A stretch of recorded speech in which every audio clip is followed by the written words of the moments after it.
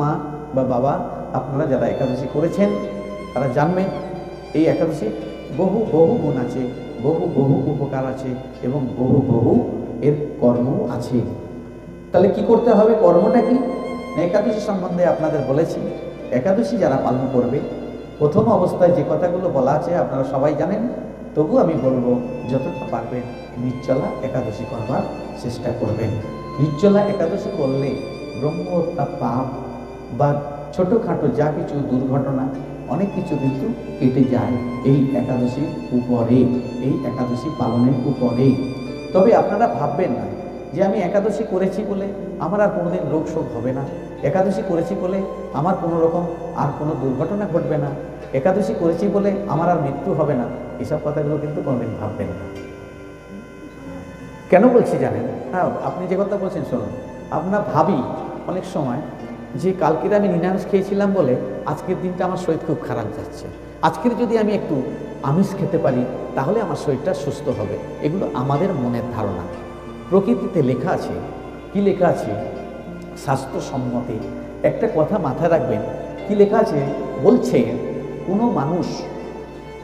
কোনো মানুষ পাপ করে এক জন্মে তার কিন্তু শেষ হয় না। বুঝতে পেরেছেন কথাটা? কোনো মানুষের পাপ এক জন্মে কোনো দিন কিছুতেই শেষ হতে পারে না, হয় না। কেন হয় না জানেন? আমরা কিন্তু বলে থাকি যে যেমন পাপ করেছে তার সেরকম ভোগান্তি ভুগতেই হবে এবং তাকে শোধ দিয়ে যেতে হবে। আমি একটা কথা বলি ছোট করে, আপনারা কিছু মনে করবেন না। আমরা নিত্য বাজার করি, কম বেশি কিছু না কিছু বাজার করি।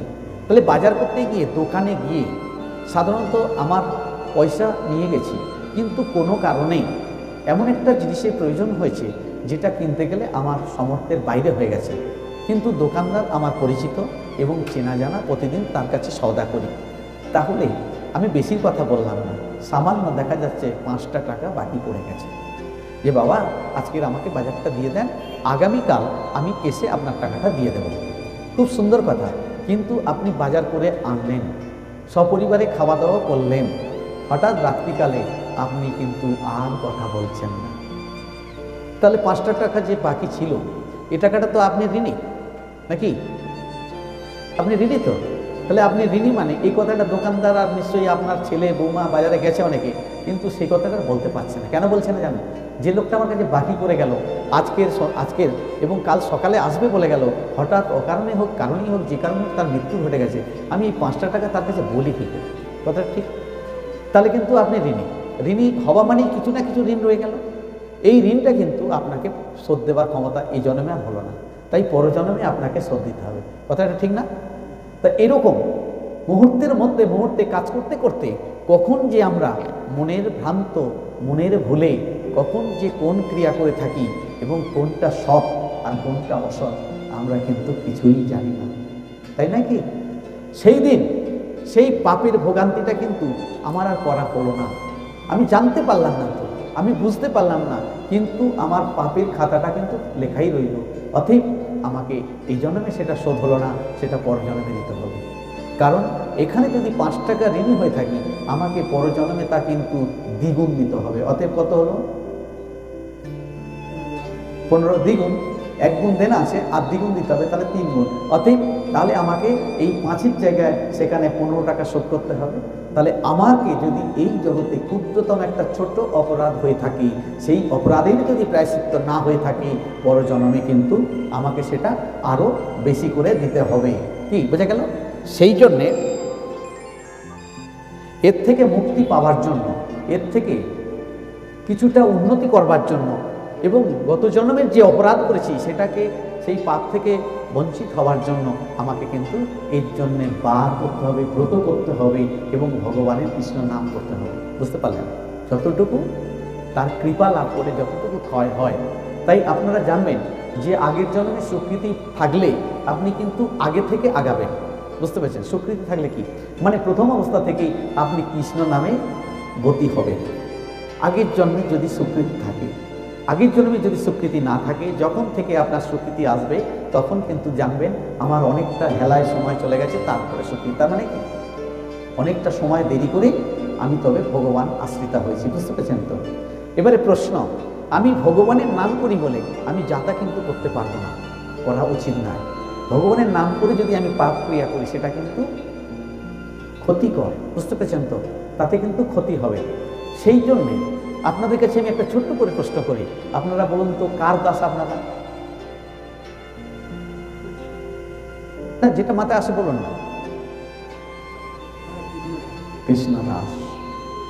এবারে আমরা বর্তমানে যে জায়গাটা আছি সেই জায়গাটা কিন্তু আমরা বর্তমানে কলিযুগের মানুষ, ঠিক না? তাহলে কলিযুগের মানুষ আমরা যখন আমরা এসেছি কোথায়? গৌর দেশে। আমরা যে জায়গায় বাস করছি সেটা কোন জায়গায়? গৌর দেশ। আমরা বৃন্দাবনবাসী নয়, ঠিক তো? আমরা কিন্তু গৌর দেশের লোক। আর গৌর দেশ বলতে কোনটাকে বোঝানো হয়েছে? নদিয়া, হুগলি আর হাওড়া, 24 পরগনা, এই তো। তাহলে খুব কাছাকাছি মানুষ। তাই গৌর দেশের লোকেরা সাধারণত কৃষ্ণ ভক্ত হলেও প্রথম ভক্ত কিন্তু আমরা অন্য কারণ। দাসকার? নিত্যানন্দ দাস, বুঝতে পেরেছেন? আমরা নিত্যানন্দের দাস। এবারে দেখুন, যখন আপনি ভোরবেলা উঠে কৃষ্ণ নাম করছেন, বুঝতে পেরেছেন তো? যখন ভোরবেলা উঠে কৃষ্ণ নাম করছে, কিন্তু আগে বলতে হবে আপনাকে কি? গৌর গৌর গৌর গৌর গৌর গৌর গৌর হে, গৌর গৌর গৌর গৌর গৌর গৌর গৌর হে, বুঝতে পারছেন? তাহলে কৃষ্ণ যারা গৌরের ভক্ত, কারণ আমরা গৌরের ভক্ত, অতএব আমরা যদি কৃষ্ণ চরণে যেতে হয় তাহলে কিন্তু আমাদের প্রথম পর্যায়ে যিনি আমাদের কাছে আছেন, আমি যে আজকে তালপুকুরে এসেছি, আজকের যে জায়গাটা যাব, আমি নিশ্চয়ই কারোর সূত্রে যাব। আমি তো সেখানে কোনো মতে একা তো যেতে পারবো না, কথাটা ভালো করে চিন্তা করবেন। আমি কিন্তু বা আপনারা কিন্তু এই যে আমাদের রথমেলায় গেলেন বা রথ দর্শন করতে বা রথ টানলেন, এই রথে একা তো আপনারা যেতে পারেননি, আর আপনারা তো জানতেন না। তাহলে আমি আপনাদেরকে সঙ্গে করে নিয়ে গেলাম, তাই আপনারা জানতে পারলেন। এইরকম তা আমাদের ভগবান কৃষ্ণ চরণের কাছে যেতে হলে আমাদের কিন্তু ভজন সাধন আগে গৌরে করতে হবে, কারণ আমি গৌর দেশের লোক, তাই গৌরকে স্মরণ করতে হবে। এবারে গৌরকে পেতে গেলে, গৌরকে পেতে গেলে আমরা যে গৌরকে পাবো, সেই গৌরকে যদি আমরা পেতে চাই তাহলে আমাদের কাকে যেতে হবে? না, নিত্যানন্দ পাওয়ার অবলম্বন করতে হবে। আপনারা জানি না, যাদের দীক্ষা হয়েছে প্রথম কথাই কিন্তু দীক্ষা মতে হচ্ছে প্রথম গুরুমন্ত্র যেটা দেবে সেটা কিন্তু কৃষ্ণ মন্ত্র নয়। অনেকের আছে মন্ত্র কৃষ্ণ মন্ত্র, কিন্তু না, প্রকৃতপক্ষে কৃষ্ণ মন্ত্র দীক্ষা হয় না। মন্ত্র হয় কি? প্রথমে গুরু, যিনি গুরু মন্ত্র দিচ্ছেন তার দীক্ষাটা হয়ে গেল। তারপরে কার দীক্ষা হবে? না, তার দীক্ষা হবে নিত্যানন্দ, বুঝতে পেরেছেন? তারপরে কার হবে? রাধাকৃষ্ণ। মানে নিত্যানন্দ কৃপা হলে হইবে গুরু, গুরু কৃপা হইলে নিত্যানন্দ, নিত্যানন্দ কৃপা হলে হইবে রাধাকৃষ্ণ, তা নয় গৌরাঙ্গ, বুঝতে পেরেছেন তো? তাহলে বুঝে নেন, গুরুর কৃপা হলে পাবো নিত্যানন্দ, নিত্যানন্দের কৃপা হলে পাবো আমার গৌর গোবিন্দ, মানে যিনি গৌর, বুঝতে পেরেছেন তো? তার কৃপা হলে তবে ব্রজের পাবো লীলা শ্রী রাধাকৃষ্ণ, বুঝতে পেরেছেন তো? এই যে মন্ত্রের তফাৎ আছে, জানি না, যার যেমন আছে সে তেমন করবে, কোনো অসুবিধা নেই। কৃষ্ণ বলে ডাকবে কেউ, নিত্যানন্দ বলে ডাকবেন। সেই জন্যে আমরা গৌরদেশ লোক যখনই কোথাও যাব বা যেখানে যাব, এই যে নবদ্বীপ ধামে যখন আমরা পৌঁছাবো, আমাদের কিন্তু একটাই কথা থাকবে, কি? জয় নিতাই, বুঝতে পেরেছেন? একদম প্রথম কথায় যারা জয় নিতাই বলে ডাকবে, মানে নিত্যানন্দ দাস যদি কেউ হয়, প্রভু কহিছে তাহায় নিশ্চয়ই পাইবে আমার সাঙ্গ তাহা। কি সুন্দর কথা! এই যে নিত্যানন্দ দাস যদি কেউ হয়, মানে বলতে হবে। কেউ জিজ্ঞেস, এই যেমন একটু আগে বললাম, আপনার কার দাস? বলেছেন কৃষ্ণদাস, কেউ বলেছেন, যাই হোক যেটা খুশি আপনারা বলছেন, আপত্তি নেই। কিন্তু সে নিজের থেকে যদি কেউ বলে যে আমি নিত্যানন্দ দাস, তাহলে নিশ্চয়ই পাইবে শ্রী নিত্যানন্দের করুণা এবং তার সাক্ষাৎ, বুঝতে পেরেছেন? কেহ যদি মনের ভুলে, কত সুন্দর কথাগুলো দেখুন, কেহ যদি মনের ভুলে বলে হে গৌর, গৌর বলে আমি হই তার তখন থেকে। কি সুন্দর! মানে গৌর বলে যদি কেউ মনের ভুলে বলছে, কেউ যদি মনের ভুলে, কেউ কিন্তু আমরা বলি কি? বলি, দেখুন বলি কি আমরা? না, হরে কৃষ্ণ বলবেন ওটা কথা নয়। প্রশ্ন আপনাকে করেছে, কে প্রশ্ন করেছে? কেউ প্রশ্ন করেছে। প্রথম জিজ্ঞাসা করলাম যে আপনি কার দাস? তখন বললেন আমি কৃষ্ণ দাস। এই তো বললেন কি আমি গৌর দাস, কিন্তু নিত্যানন্দ দাস কথা কি আসবে? আসবে না, জানতে হবে তবে আসবে। তাই কৃষ্ণ দাস কখন আমি বলবো? কারণ আমি কৃষ্ণের নাম করি বলে তাই কৃষ্ণ দাস বলেছি। আমি যদি বলি না আমি কৃষ্ণ দাস নয়, আমি গুরুদাস, তাও তো বলতে পারি, কিন্তু না, মনের ভুলে যদি কেউ বলে হা গৌর, গৌরাঙ্গ বলিছে তাহাই হইব আমি তার, অবশ্যই সে হবে আমার। হরে কৃষ্ণ। তার মানে গৌর কথাটা যে আমি বলবো মনের ভুলে কথাটা, গৌর কজন বলি আমরা? হরে কৃষ্ণ বলি কি? বলি না। কেন বলি না? সাক্ষাৎ স আত্মায়ু পরমান জয়তি শ্রী সংকীর্তনায়ম। অতএব এই সাক্ষাৎ রূপে আত্মাকে ভগবান চরণে অর্পিত যখন হবে তখন কিন্তু আপনা থেকে আসবে। বলছে সাক্ষাৎ অবশ্যই পাবে। কিভাবে পাবে? যদি কেউ মনের ভুলে গৌর বলে। এখানে বললাম নিত্যানন্দ দাস যদি কেউ বলে, আর এখানে বললে গৌর বলে যদি কেউ মনের ভুলে বলে আমার, তাহলে আমি হব তার। এই কথাটা কত সুন্দর কথা। ভজন করার কথা আসছে না কিন্তু, এখানে বলি না তুমি জপ করো, অমুক করো, তমুক করো। তাহলে বলছে এক নামে যত পাপ করে পাপীর সাধ্য নাই, সে আর পাপ করতে পারে। বুঝতে পারছেন তো? পয়সা দিয়ে কিনতে পাওয়া যাবে না, অথচ বেশি পরিশ্রম করার দরকার নেই। এত অমূল্য ধন কাছে থাকতে আমরা কিন্তু ছুটি বহু দূরে, কি ঠিক না?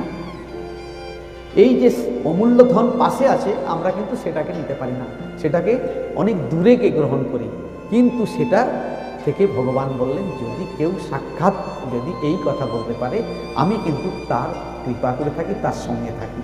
এই যে আজকের দিনে আমার কথা বলছো, আমিও যে বলতে পারবো কখন, কেউ যদি প্রশ্ন করে আমি বলবো কখন, হয়তো বলতে পারলাম না। কিন্তু না, কথাটা এই জায়গায় আসতে হবে, এক কথাই যেন উত্তরটা হয়ে যায়।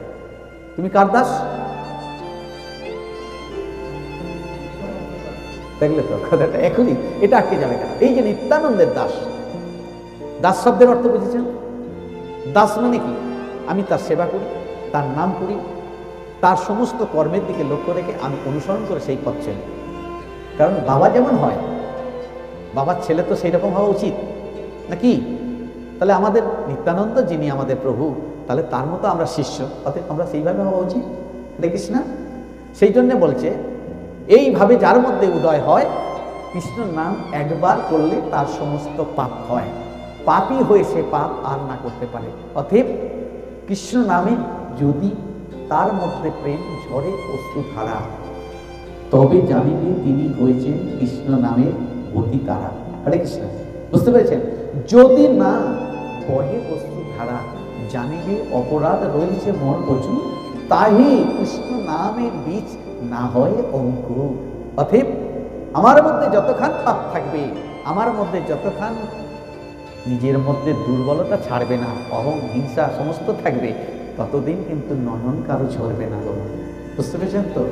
এই নয়ন ঝরাটি এত সহজ জিনিস নয়। কত প্রেম হলে, কত বৈরাগ্য হলে তবে যে প্রেম আসে, সেটা একমাত্র যার ঝরে একমাত্র সেই অনুভব করে। হরে কৃষ্ণ। বোঝা গেল? তাহলে কি হলো? যখনই আপনাদের জিজ্ঞাসা করবেন, মনের ভুলে নয়, জানা হলো তো অন্তত একবার বলবে যে আমরা নিত্যানন্দের দাস। কোন পরিবার?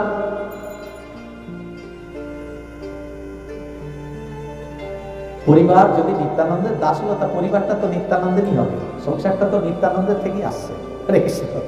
নিত্যানন্দ পরিবারের নিত্যানন্দের দাস। বুঝতে পেরেছেন? পরিবার হচ্ছে আমাদের নিত্যানন্দ।